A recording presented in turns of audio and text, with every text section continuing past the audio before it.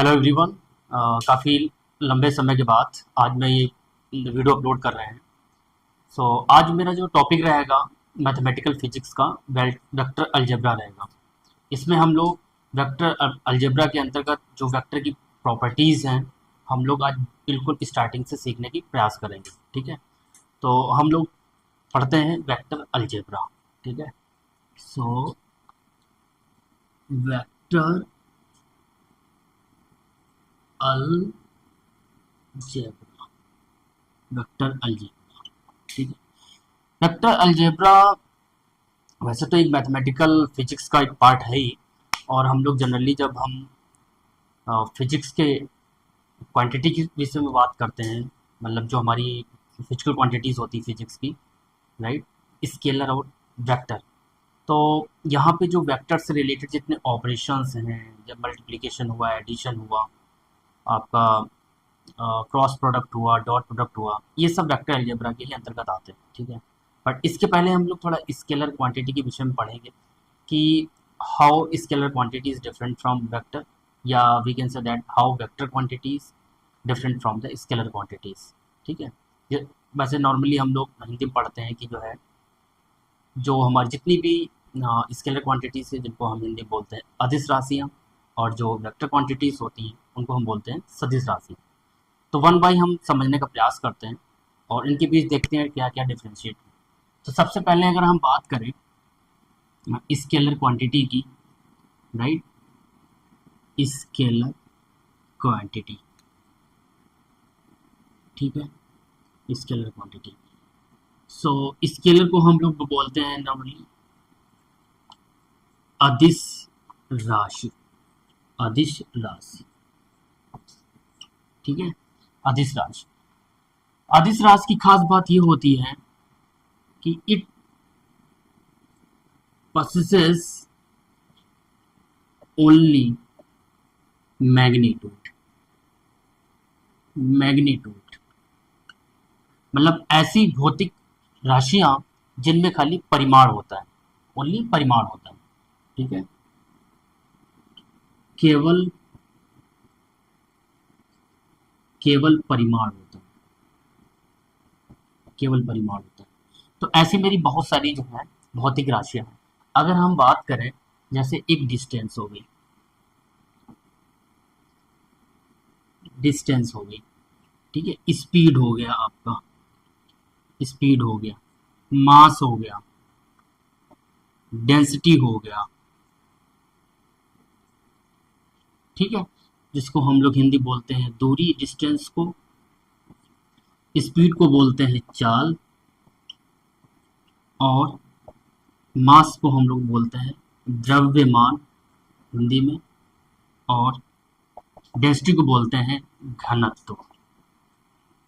ठीक है, नॉर्मली हम लोग क्या करते हैं कि इन सब क्वांटिटीज में जो भी अल्जेब्रिक ऑपरेशन यूज करते हैं, यदि अल्जेब्रिक ऑपरेशन मतलब चाहे एडिशन करें, चाहे सब्सट्रैक्शन करें, चाहे मल्टीप्लिकेशन करें, तो नॉर्मली हम लोग जैसे नंबर्स को ऐड करते हैं, नंबर्स का ऐड मतलब जो भी हमारे डिजिट्स होते हैं, लाइक 1+1 कर दिया मैंने, 3 कर दिया, राइट, 3+2 इज इक्वल टू जैसे 5 कर दिया। Exactly in the same way scalar quantities will be add, उसी तरीके से हमारी स्केलर क्वांटिटीज भी ऐड होगी। कहने का मतलब ये हुआ, अगर हम सपोज ये बात करते हैं कि डिस्टेंस है, जैसे मान लिया हमने ले लिया, मान लिया एक कोई डिस्टेंस है d1, दैट इज 12 किलोमीटर। ठीक है, इसमें कोई डायरेक्शन नहीं है। मैंने ये नहीं बताया आपको कि 12 किलोमीटर या 12 किलोमीटर है। आपको नॉर्थ में जाना है, आपको ईस्ट में जाना है, आपको वेस्ट में जाना है, आपको साउथ में जाना है। There is no specific direction, या किसी जो है एंगल पे जाना है, means north east, north of east, okay, या ईस्ट ऑफ वेस्ट, या साउथ ऑफ वेस्ट, इस तरीके से मतलब कोई स्पेसिफिक डायरेक्शन नहीं होता है in case of scalar quantities. तो नॉर्मली अगर कोई दूसरी डिस्टेंस है d2, दैट इज 13 किलोमीटर। ठीक है, तो अगर हम एडिशन करना चाहें directly, so we will just add up d1 and d2 and we will get the 25 kilometre. तो नॉर्मली क्या होता है कि मुझे जो है स्केलर क्वांटिटीज में डायरेक्टली हम लोग ऐड करते हैं। ठीक है, उसी तरीके से अगर कोई स्पीड है तो स्पीड में भी नॉर्मल हम लोग, अगर डिफरेंट स्पीड्स हैं S एंड S2, ओके, तो normally just add up. Okay, similarly for the mass density, and there are so many quantities, means few quantities which directly add and comes under the scalar quantities. There is no means property of a direction and triangular vector addition. तो क्या कहने का मतलब ये है कि जो ऐसी राशियां जिनमें खाली परिमाण होता है उनको हम स्केलर क्वांटिटीज के अंतर्गत रखते हैं, ठीक है, जिसको हम बोलते हैं अदिश, दिशाहीन. अच्छा, अब हम बात करते हैं कि वेक्टर अलजेब्रा में जो नॉर्मली हमें इम्फेसाइज करना है या जो पढ़ना है वो पढ़ना है वेक्टर के बारे में. ऐसी मतलब जो फिजिकल क्वांटिटीज होती हैं जिनमें डायरेक्शन होता है, मतलब दिशा होता है, परिमाण मीन्स मैग्नीट्यूड भी होता है, और ट्रायंगुलर वेक्टर एडिशन को भी फॉलो करना चाहिए वेक्टर क्वांटिटीज को, तभी जो है उन वो वेक्टर क्वांटिटीज के अंतर्गत कहलाएंगे. अच्छा, अब अगर हम बात करें नॉर्मली वेक्टर्स या वेक्टर को, ठीक है, फिजिकल क्वांटिटी जो जितनी फिजिकल क्वांटिटीज हैं उनको रिप्रेजेंट करने के लिए, प्रदर्शित करने के लिए कुछ हम लोग सिंबल लेते हैं. तो सिंबल के मतलब मीन्स अगर कोई फिजिकल क्वांटिटी है, जैसे मान लिया कोई ए है, ठीक है, तो ए कोई मीन्स क्वांटिटी अगर है, मतलब मीन्स वेक्टर है, तो उसके ऊपर जो एक एरो ओवरहेड लगा होता है, ठीक है. नॉर्मली किसी बुक्स में ये लगा होता है एरो हेड, किसी किसी में क्या होता है बुक्स में ये नॉर्मली इसको हम बोल्ड लेटर्स में जनरली प्रिंट करके लिखते हैं वेक्टर क्वांटिटीज को, इस तरीके से बोल्ड लेटर्स में, और एरो नहीं लगा होता है किसी किसी बुक्स में, ठीक है. मैं ये नहीं कह रहा हूँ जनरली, मतलब हमेशा ऐसा होता है, किसी किसी में बोल्ड लेटर्स में लिखा होता है, ये भी वेक्टर को रिप्रेजेंट करता है. वेक्टर किसी किसी में एरो, जनरली जो है जो वेक्टर क्वांटिटीज को बताया गया है वो ये है कि अगर कोई क्वांटिटी वेक्टर है तो उसके ऊपर एक इस तरीके का साइन सिंबल लगा होगा, ठीक है. अब हम इसी सिंबल के विषय में पढ़ते हैं कि जैसे मान लिया ये जो एरो है, ठीक है, एरो है, तो इस एरो की खास बात यह है कि कुछ पार्ट्स होते हैं, जैसे ये हो गए, राइट, इसको हम बोलते हैं व्हाट, इसको बोलते हैं हेड. ओके, और ये जो पार्ट हुआ बैक साइड, इसको हम बोलते हैं व्हाट, टेल. ठीक है, तो ये मीन्स एक वेक्टर क्वांटिटीज को डिफाइन करने के लिए जो इसका ज्योमेट्रिकल इंटरप्रिटेशन होता है, मतलब इसको रिप्रेजेंट करते हैं, ये हमारा हेड हो गया और ये टेल हो गया. तो जब भी हम ज्योमेट्रिकली ऐड करते हैं वेक्टर्स को, तो उसमें खास बात ये होती है वेक्टर्स तभी ऐड हो सकते हैं जब पहले वेक्टर का जो हेड होगा दूसरे वेक्टर का टेल इस तरीके से ऐड होगा, राइट. कहने का मतलब ये हुआ, अगर हम मान लेते हैं कि मेरे पास एक ए वेक्टर है, राइट, ए वेक्टर मीन्स इस तरीके का, लेट अस मान लेते हैं ये है ए वेक्टर, और एक बी वेक्टर है, ये है मान लेते हैं ये. अगर मैं इन दोनों वेक्टर्स को ऐड करना चाहूँ, इन दो वेक्टर्स को, तो पहले वाले वेक्टर का मतलब मीन्स अगर if we want to add in such a way A plus B, तो क्या होगा, पहले वाले वेक्टर का जो हेड होगा दूसरा वेक्टर के टेल, मीन्स ये if we want to add, तो this will be add in such a way A vector और बी वेक्टर इस तरीके से, राइट. और ये इसका रिजल्टेंट हो जाएगा. आर वेक्टर जनरली रिप्रेजेंट करते हैं या सी वेक्टर लिखते हैं, और ये that will be A vector plus B vector. इस तरीके से हम लोग ज्योमेट्रिकली शो करते हैं, मतलब ए प्लस बी या दो वेक्टर्स को ऐड कर इस तरीके से, राइट. जब हम एंगल की बात करें, जब हम एंगल की यहाँ पे एडिशन की बात की, तो एडिशन में क्या देखा कि पहले वाला वेक्टर का हेड दूसरे वाले वेक्टर का टेल यदि ज्वाइंट है या टच करता है, तभी इस तरह ही हम जोड़ सकते हैं दो वेक्टर्स को, ठीक है. अब हम बात करते हैं कि एंगल्स, दो वेक्टर्स के ज्योमेट्रिकली अगर हम एंगल की बात करें तो क्या होता है कि मान लेते हैं कि एक ए वेक्टर है, एक लेते हैं ए वेक्टर लेते हैं, ठीक है, इस तरीके का, और दूसरा वेक्टर लेते हैं ये बी. अगर हम इनके बीच को एंगल के रिप्रेजेंट करते हैं तो किस तरीके से करेंगे, जैसे मान लिया ये है, ये सेम ए वेक्टर और ये बी वेक्टर, तो ये वाला एंगल हम लोग नॉर्मली बोलेंगे कि that is the angle between A and B, theta angle. यदि सिचुएशन ये है कि मान लेते हैं कि ये वाला बी वेक्टर या यही वेक्टर इस तरीके से है, कैसे कि इसका एडिशन फॉर्म में है, इस तरीके से B vector A vector B vector, ये इसका टेल है, ये इसका हेड है, यहाँ पे एंगल ये थीटा नहीं होगा। अगर हम एंगल की बात करेंगे कि what will be the angle between A and B, तो क्या करते हैं, एक प्रॉपर्टी ये भी होती है वेक्टर्स की कि vectors can be shift parallelly, समानांतर वेक्टर्स को हम क्या करते हैं, शिफ्ट कर सकते हैं, या हम वेक्टर्स को मतलब एक्सटेंड कर सकते हैं आगे की तरफ, अपवर्ड एंड बैकवर्ड। तो अगर यदि हम इन दोनों एंगल्स के बीच एंगल की बात करते हैं, तो क्या होगा कि ये जो बी वेक्टर को चाहे हम इसे मतलब ये इसकी अपसाइड हुई, आगे एक्सटेंड कर दें, तो ये वेक्टर कहीं कहीं ये ऐसे आएगा, मतलब उठा के मैंने पैरेलली शिफ्ट कर दिया ये।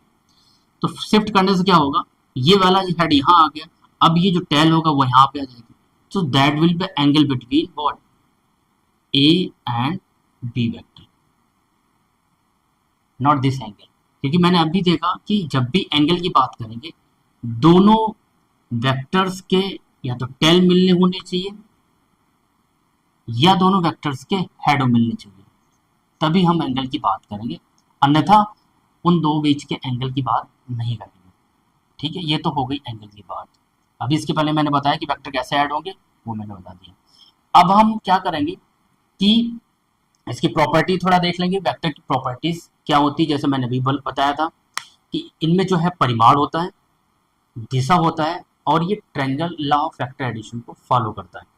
तो हम कुछ मीन्स वेक्टर क्वांटिटीज के एग्जाम्पल लेके देखेंगे और देखेंगे कि किस तरीके से ये जो है इसमें प्रॉपर्टी, तीनों प्रॉपर्टी होती है, राइट। ये इंपॉर्टेंट है और let us have a look. Then उसके बाद हम लोग देखेंगे टाइप्स ऑफ वेक्टर, फिर देखेंगे टाइप्स ऑफ वेक्टर। अच्छा चलो, सबसे पहले हम लोग लेते हैं कि वेक्टर क्वांटिटीज का एग्जाम्पल्स। जैसे मैंने तीन जो करेक्टरिस्टिक बताई वेक्टर से रिलेटेड, कि अगर वेक्टर क्वांटिटी कोई है वेक्टर, तो उनमें तीन चीज़ें इंपॉर्टेंट होगी। पहली क्या, एक तो मैग्नीट्यूड होगा, मैग्नीट्यूड होगा मतलब परिमाण उनमें हो, ठीक है। दूसरा क्या होगा, डायरेक्शन होगी, दूसरा डायरेक्शन मतलब दिशा भी होगी, राइट। तीसरी की खास बात मैंने क्या बताई, should follow the law of vector addition, vector addition को फॉलो करता जो है कोई भी जो है वेक्टर क्वांटिटी होनी चाहिए, ठीक है। तो अगर हम देखते हैं कि जैसे हमारा वेक्टर क्वांटिटीज बहुत है, मान लिया अगर वेलोसिटी हो गई, ठीक है, वेलोसिटी हो गया, आपका एक्सीलरेशन हो गया, राइट, मोमेंटम हो गया, ठीक है, फोर्स हो गया, ठीक है, टॉर्क हो गया। सो इसको हम लोग हिंदी बोलते हैं वेलोसिटी को क्या, वेग, एक्सीलरेशन को बोलते हैं त्वरण, और मोमेंटम को बोलते हैं क्या, संवेग, ठीक है। फोर्स को बोलते हैं क्या, बल, ठीक है, और टॉर्क को बोलते हैं बलारोगण,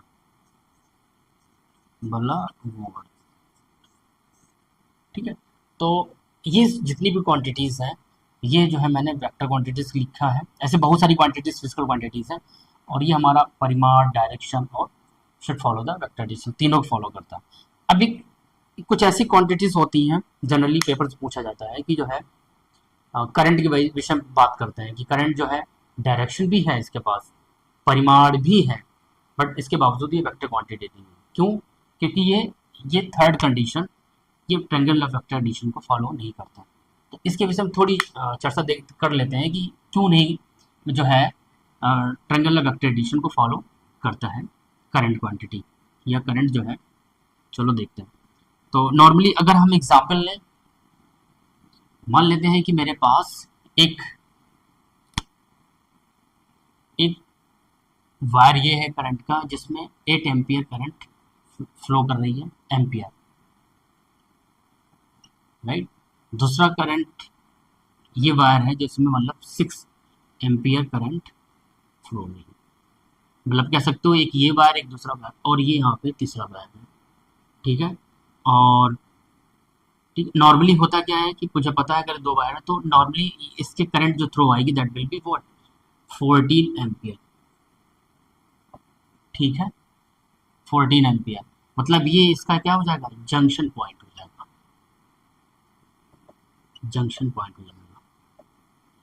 बट यहीं पे अगर हमारा वेक्टर क्वांटिटी होती है, यदि वेक्टर होता तो वेक्टर केस में क्या होगा, मान लेते हैं यही एक चीज ए वेक्टर है, ठीक है, और ये किसी एंगल पे होगा, ये किसी एंगल थीटा होगा, जैसा मैंने बताया था कि एंगल तभी होगा जब क्या होगा, पहले वाले वेक्टर मतलब इस वाले वेक्टर ये भी एक इसका हेड होगा, दूसरा मान लेते हैं ये बी वेक्टर है, इसका हेड है यहाँ पे, तो एंगल ये हो गया, और इसका resultant will be this one, are resultant. तो इसका रिजल्टेंट जो है टोटली डिपेंड करेगा एंगल थीटा पे। हम नॉर्मली इसको ए प्लस बी नहीं कर सकते हैं क्योंकि जब मैग्नीट्यूड निकालेंगे so the resultant will depends upon the theta. यहाँ पे क्या करते हैं हम लोग, करंट केस में डायरेक्टली एडिटिव नेचर होता है, जो भी डिफरेंट डिफरेंट जो है हमारे इसमें करंट्स होगी उसमें हम लोग ऐड ही करेंगे जस्ट लाइक। तो ये यहाँ पे है ट्रायंगल, ये फॉलो नहीं करता है लॉ ऑफ वेक्टर एडिशन को, लॉ ऑफ वेक्टर एडिशन को, ठीक है। इसीलिए जो है करंट जो है comes under the scalar quantity, ठीक है। तो ये तो हो गया कि किस तरीके से जो है आप करंट जो है हमारी स्केलर क्वांटिटी होती है, ठीक।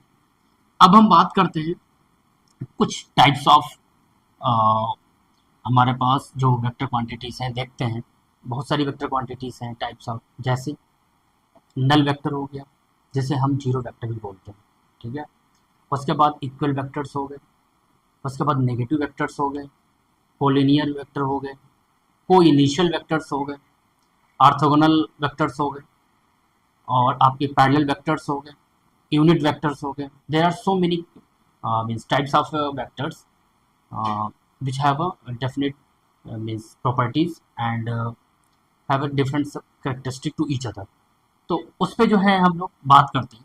अच्छा, नॉर्मली यहाँ पे जो भी चीज़ें हम वेक्टर बताएंगे, वेक्टर क्वांटिटीज, वो जो भी रहेंगी वो रेक्टेंगुलर कोऑर्डिनेट एक्सिस के उसमें रहेगा, मीन्स कार्टेशियन कोऑर्डिनेट के विषय में ही हम लोग यहाँ पे डिस्कस करेंगे।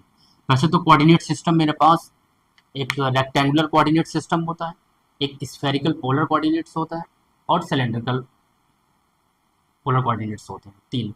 यहाँ पे जो है अभी जो इस वाले वीडियो में हम लोग नॉर्मली जो इम्फेसाइज करेंगे वो करेंगे किस पे, रेक्टेंगुलर कार्टेशियन कोऑर्डिनेट्स पे। मतलब हम लोग normally X Y Z axis के विषय में बात करेंगे, और इनके अलोंग आई जे और के रेस्पेक्टिवली जो यूनिट वेक्टर्स हैं उससे रिलेटेड ही बात करेंगे। तो नॉर्मली अगर हम टाइप्स ऑफ वेक्टर की बात करें, राइट,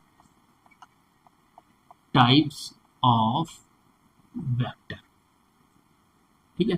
तो कुछ हम वेक्टर्स के example means different different vectors लेंगे, टाइप ऑफ वेक्टर्स, ठीक है।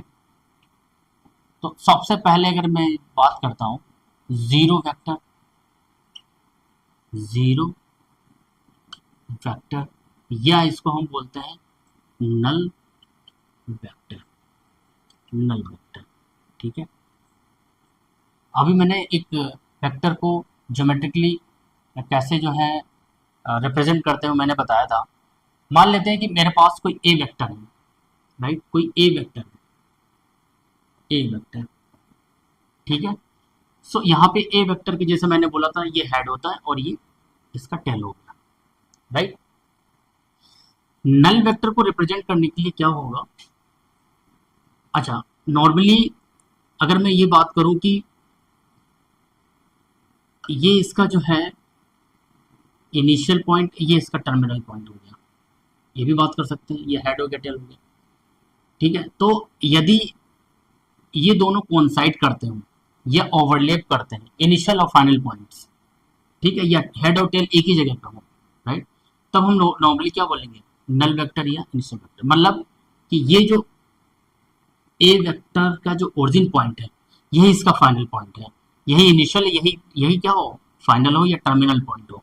तो ये जस्ट एक तरीके से क्या हो जाएगा, हमारा जीरो वेक्टर हो जाएगा। तो इसको जैसे नॉर्मली अगर हमारे पास सपोज ये ओ है ओरिजिन पॉइंट, ठीक है, और यहाँ पे मान लेते हैं अगर पोजीशन वेक्टर की बात करूँ तो लेट अस से यहाँ पे ये टर्मिनल पॉइंट ए पॉइंट हो गया, तो नॉर्मली ये ओ वेक्टर को रिप्रेजेंट करते हैं यहाँ पे ओ ए वेक्टर, ठीक है।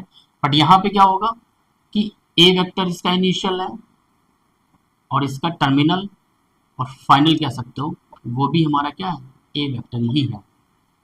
सो इसको हम लोग कैसे ले सकते हैं कि ए वेक्टर इस तरीके say that will B zero, that will B zero, ठीक है। इसको ओ वेक्टर जीरो भी कह सकते हो या बी, जो भी आप ले सकते हो।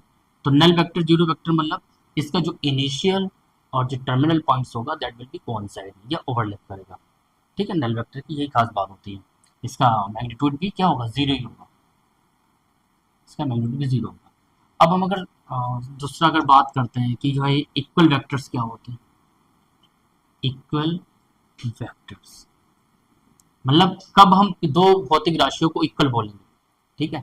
तो दो भौतिक राशियों को इक्वल तभी बोलेंगे जब क्या होगा, उनका मतलब मैग्नीट्यूड, मैग्नीट्यूड और क्या होगा, डायरेक्शन,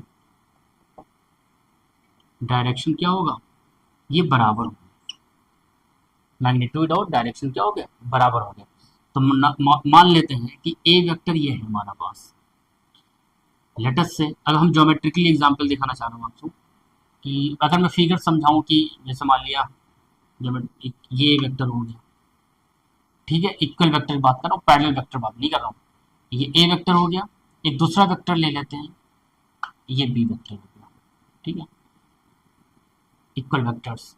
सो डायरेक्शन अगर हाँ बात करूँ, चलो डायरेक्शन बात करता हूँ तो मीन्स ये आपका डायरेक्शन लेट से ये हो गया बी वेक्टर का, ठीक है। अभी मैं तुम्हें एग्जांपल लिख लिख के समझा रहा हूँ। तो ये इनको जो है आप इक्वल वेक्टर्स, इनका मैग्नीट्यूड देखोगे, मतलब मीन्स अगर मैंने इसको यूनिट इक्वली यूनिट उसमें ब्रेक किया है, 1 2 3 और ये लेटस 4, 1 2 3 4, ओके, तो ये इक्वली होंगे। या मैं ऐसे ले सकता हूँ, एक एग्जाम्पल ही ले लेता हूँ, ये मेरे पास एक 2i प्लस जे माइनस का के वेक्टर ये हो गया। दूसरा वेक्टर ले लेता हूँ वो I plus 2j and let's minus K. अब यहाँ पे अगर देखें क्या डायरेक्शन सेम है, मैग्नीट्यूड चेक करेंगे तो मैग्नीट्यूड क्या होगा, किसी वेक्टर का मैग्नीट्यूड निकालने के लिए क्या करते हैं हम लोग, जो भी कंपोनेंट्स होते हैं, अभी कार्टेशियन आपको समझाऊंगा तब वहाँ पे चीज़ें और क्लियर हो जाएंगी। हम लोग क्या करते हैं कि जो भी आई जे के जो भी कंपोनेंट्स होते हैं उनका हम क्या करते हैं, स्क्वायर करते हैं और जस्ट एडअप करते हैं। तो यहाँ पे देखेंगे 1 + 1, ठीक है, ये आ जाएगा फिर √6 जो कि बराबर होगा बी वेक्टर के, ठीक है। मैग्नीट्यूड सेम है, इवन डायरेक्शन भी सेम होगा, ठीक है, यहाँ पे। अच्छा, अगर हम किसी वेक्टर, अब जैसे थर्ड वेक्टर ले लेते, चलिए जीरो इक्वल हो गया। नेगेटिव वेक्टर की बात करते हैं, नेगेटिव वेक्टर की अगर बात करें, नेगेटिव वेक्टर में क्या है कि मेरे पास नेगेटिव वेक्टर में जैसे मान लिया एक कोई वेक्टर ए बी है, ठीक है, मैग्नीट्यूड तो सेम होगा, मैग्नीट्यूड तो सेम होगा B A vector, but direction will be opposite. कहने का मतलब ये हुआ कि A B vector is equal to what, minus का बी ए वेक्टर, इस टाइप का, इस टाइप का होगा, राइट, इस टाइप का वेक्टर्स होगा, डायरेक्शन अपोजिट हो जाएगी बस, ठीक है। और मैग्नीट्यूड विल बी सेम। तो ये तो हो गया नेगेटिव वेक्टर्स। इसी तरीके से एक अन्य जो है वेक्टर है, जैसे आपका पैरेलल वेक्टर्स हो गया, राइट। अब मैं आपको कार्टेशियन कोऑर्डिनेट्स एक्सेस लेके समझाऊंगा, वहां पे आपको क्लियर होगा कि किस तरीके से दो वेक्टर्स आपस में जो है पैरेलल होंगे या इक्वल होंगे। मैं आपको ज्योमेट्रिकली बता रहा हूँ। जैसे मेरे पास एक मैं फ्रेम बना लेता हूँ एक्स वाई जेड एक्सिस का, और 2D बना लेता हूँ, ठीक है, 2 डायमेंशन। उसके बाद 3D भी लेंगे, ठीक है। ये एक्स हो गया, और इसके अलॉन्ग जो यूनिट वेक्टर होता है क्या, आई होता है। ये अंडरस्टूड है, लिखना कोई इम्पोर्टेंट नहीं है। ये हो गया वाई एक्सिस, राइट। 1 2 3 4, 1 2 3 4, ठीक है। यहाँ पे ओरिजिन मान लेते हैं लेटर्स। यहाँ पे क्या है कि जैसे मान लिया एक ए वेक्टर लेते हैं, यहाँ पे मैं पैरेलल वेक्टर बता रहा हूँ, ठीक है, पैरेलल पैरेलल वेक्टर, ठीक है। इसी में आपको इनिशियल बताऊंगा। पहले तो पैरेलल वेक्टर्स में क्या है कि हम लोग इसमें इस तरीके से रिप्रेजेंट करेंगे, तो मतलब मीन्स क्या हो, एक दूसरे के पैरेलल वेक्टर्स, ठीक है। तो अगर हम ले लेते हैं example, A vector is equal to what, 2i, ठीक है। तो 2i मतलब व्हाट, ये 1 हो गया, 2 आ गया यहाँ पे। तो यहाँ पे जो वेक्टर को हम एम्फसाइज करेंगे, ये हो गया हमारा एक तरीके से, ये हो गया ए वेक्टर, जिसकी मैंने लिखा है 2i यूनिट। इसके अगर मैग्नीट्यूड की बात करें तो मैग्नीट्यूड क्या होगा, that will be what, 2 to ज़ा 4, ठीक है, दैट इज, ये हो जाएगा 2, इसका कंपोनेंट है 2, ठीक है। इसी तरीके से अगर हम मुझे पैरेलली बताना है, तो पैरेलली क्या होगा, बी वेक्टर ले लेते हैं, दैट इज आई हो सकता है, डायरेक्शन सेम होनी चाहिए, ठीक है। और ये तरीके से क्या हो जाएगा, 4 ले लो आप इसको, 4 ले लो, 6 ले लो, जो कि इसी के अलाउंग होगा, ठीक है। ये 1 हो गया, ये 3i हो गया, ये 4 हो गया, ठीक है। तो यहाँ से यहाँ जो वेक्टर रिप्रेजेंट करेगा दैट विल बी 4i या बी वेक्टर, ठीक है। इसका भी मैग्नीट्यूड कितना, 4 हो जाएगा। तो यहाँ पे पैरेलल वेक्टर की खास बात है कि इनके बीच का जो एंगल होगा दैट विल बी व्हाट, 0 होगा, ठीक है, 0 होगा। यदि मैं आपको, ये तो हो गया एक्सिस के अलोंग, पर्टिकुलर एक्सिस के अलोंग। अगर हम कुछ वेक्टर्स ऐसे ले लें, जैसे मान लिया सपोज एक वेक्टर मैंने ऐसे ले लिया इस तरीके का, ठीक है, एक पॉइंट ये हो गया और एक पॉइंट ये हो गया, दूसरा पॉइंट हमारा इस तरीके का हो गया, ये ए वेक्टर हो गया और ये बी वेक्टर हो गया। आप इन दोनों के पोजीशन वेक्टर लिख सकते हो इसी को जो है देख के। तो ये दोनों वेक्टर्स कैसे हो जाएंगे हमारे, इस तरीके से कैसे हो जाएंगे, ये पैरेलल वेक्टर्स हो जाएंगे, ठीक है। और पैरेलल वेक्टर समटाइम्स जो है, जैसे मैंने अभी जो बताया था, वो को लीनियर भी कहलाएंगे। इनके जो एंगल जो होता है वो 0 एंगल होता है, ठीक है। अब हम बात करते हैं को इनिशियल वेक्टर्स की। को इनिशियल वेक्टर, को इनिशियल वेक्टर मतलब इनका जो इनिशियल पॉइंट होगा दैट विल बी सेम। अगर मैं यहीं पे कोऑर्डिनेट 2D स्पेस में बताऊं, जैसे मान लिया यहाँ पे ओ ए वेक्टर हो गया, या ओ बी वेक्टर हो गया, या ओ सी वेक्टर हो गया, तो जो इनिशियल पॉइंट जो है ओ, वो क्या है हमारा, सेम है, ठीक है। या ऐसा बोल सकते हो जो इनिशियल पॉइंट सेम है बट उसके terminal points should be different, ठीक है। तो इस तरीके से को इनिशियल पॉइंट्स हो गए। थर्ड जो बहुत इंपॉर्टेंट है that is unit vectors, unit vectors, ठीक है। यूनिट वेक्टर का जो परिमाण होता है, जो मैग्नीट्यूड होता है, मैग्नीट्यूड जो होता है वो हमेशा, मैग्नीट्यूड जो होता है ऑलवेज इक्वल टू 1 होता है। और इसको रिप्रेजेंट करते मान ली कोई अगर ए वेक्टर है, इसका यूनिट वेक्टर निकालेंगे तो वेक्टर ए और उस मैग्नीट्यूड से हम क्या करते हैं, डिवाइड कर देंगे, सिंपल, ठीक है। तो ये कुछ डिफरेंट टाइप के जो है हमारे पास क्या है, वेक्टर्स हैं।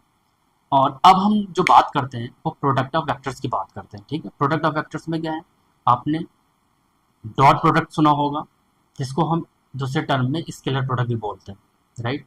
या आपने सुना होगा क्रॉस प्रोडक्ट या वेक्टर प्रोडक्ट।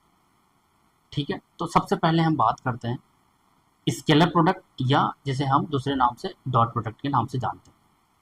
सो हम डिफरेंट डिफरेंट जो है न्यूमेरिकल वैल्यूज लेंगे और फिर हम देखेंगे कि उनके बीच किस तरीके का मीन्स डॉट प्रोडक्ट या क्रॉस प्रोडक्ट निकालते हैं। तो सबसे पहले जो है प्रोडक्ट ऑफ वेक्टर्स पढ़ने से पहले हम फिर एक बार frame of reference Cartesian system पे चलेंगे और देखेंगे वहाँ पे जो है आई जे का रोल, उनके डॉट प्रोडक्ट्स में क्या क्या होता है। तो यहाँ पे हम लोग देखेंगे प्रोडक्ट ऑफ प्रोडक्ट